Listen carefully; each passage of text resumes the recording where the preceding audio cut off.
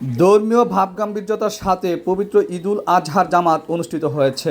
আখাউড়া উপজেলার মণিন্দ হরিপুর ওরফে হাজী সনুমিদা ঈদগাহ মাঠে অত্র এলাকার সর্বস্তরের মুসল্লিদের ব্যাপক উপস্থিতি লক্ষ্য করা গেছে। খোলামেলা প্রাকৃতিক পরিবেশে নান্দনিক মনোরম পরিবেশে আজ এই ঈদ জামাত অনুষ্ঠিত হয়েছে। চারপাশে সবুজে ঘেরা সুবিশাল আকৃতির ঈদগাহ মাঠটি অত্র এলাকার মানুষের ঈদ জামাতের প্রাণকেন্দ্র।